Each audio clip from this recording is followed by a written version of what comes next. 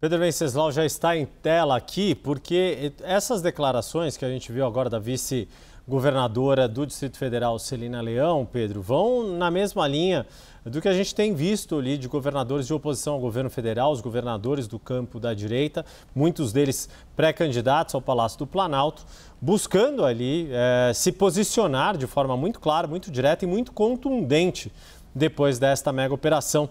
O que mais que você nos traz do que você tem ouvido de efeitos da mega operação no campo que faz oposição ao governo federal? Olha, antes dessa operação havia um certo clima de apreensão no campo da direita. Isso porque o Jair Bolsonaro está prestes a começar a cumprir a sua pena, não sinalizou que vai escolher um nome antes da virada do ano que vem.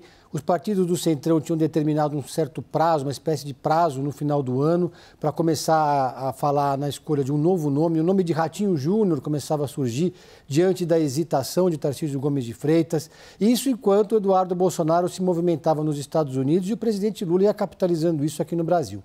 A mega operação colocou todos os governadores na mesma página. Parte deles foi ao Rio de Janeiro para encontrar o governador Cláudio Castro, declarar apoio, fazer uma espécie de ato de desagravo e enveloparam tudo isso com uma estratégia de marketing que foi a criação do Consórcio da Paz. O governador Cláudio Castro até brincou durante a coletiva, chamando o governador Jorginho Melo de marqueteiro, nosso marqueteiro que criou esse nome. Ainda não se sabe ao certo como vai ser o funcionamento desse consórcio, mas ele vai ficar sediado no Rio de Janeiro e já virou uma espécie de bunker político dos governadores. Ainda assim, aquele encontro que aconteceu ontem teve duas ausências físicas importantes: o governador Tarcísio Gomes de Freitas e o governador do Paraná, Ratinho Júnior.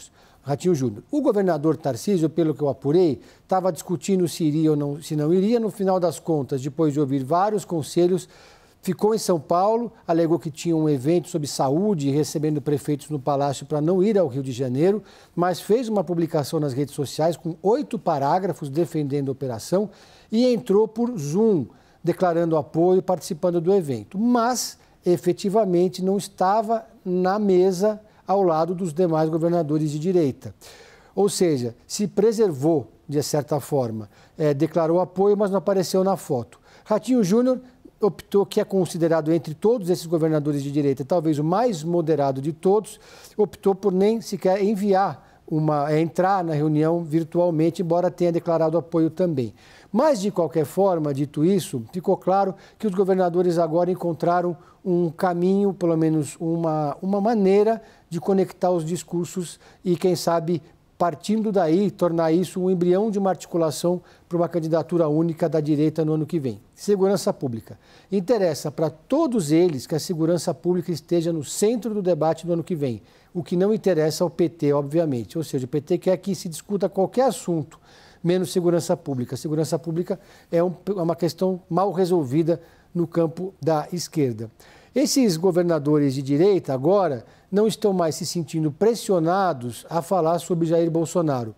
E em outras circunstâncias, talvez nesse momento, eles estivessem sendo pressionados pelos bolsonaristas a fazer algum gesto de solidariedade, de desagravo ao presidente, que está cada vez mais isolado e está cada vez sendo menos mencionado por esse campo. Portanto, é como se agora os governadores estivessem mais à vontade para começar a falar sobre sucessão, para começar a falar sobre outros projetos, ou para falar em unidade, ou talvez numa frente contra o Lula, sem depender de Jair Bolsonaro ou de alguém do clã Bolsonaro.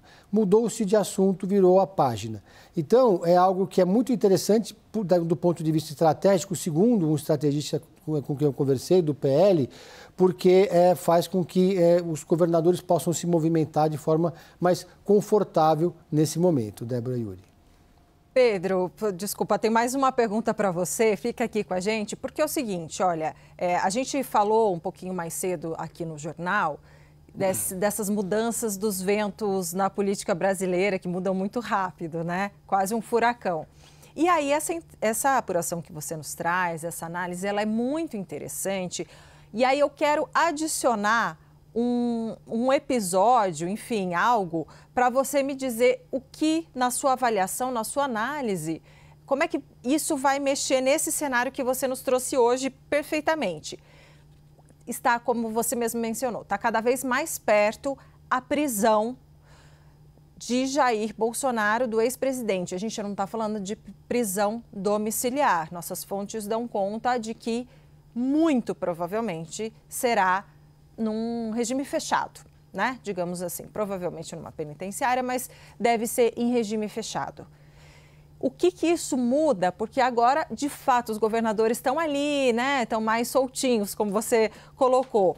Tá, Bolsonaro foi preso agora, novembro, dezembro. O que muda nesse comportamento e nessa cobrança em relação a voltar Bolsonaro ao centro da pauta da direita? Olha, Bolsonaro vai se tornar um quadro na parede, vai ser uma referência, vai ser sempre lembrado, vai ser sempre homenageado pelos governadores de direita. É claro que todos eles querem a bênção do ex-presidente da República, mas cada vez menos o aval de Jair Bolsonaro se torna algo intransponível, definitivo. É possível hoje pensar na eleição do ano que vem sem depender dos movimentos da família Bolsonaro. Ainda está em jogo, ainda está na cena política brasileira a possibilidade do escolhido para ser o candidato da direita, ou se tiver mais de um candidato, colocar um Bolsonaro ou Michele Bolsonaro, que é a mais cotada, como candidata a vice. Mas os caciques do Centrão preferem nomes que não sejam da família para compor a chapa daquele que será o escolhido. Também agora, com Jair Bolsonaro próximo da prisão, os políticos também vão sentindo cada vez mais o clima.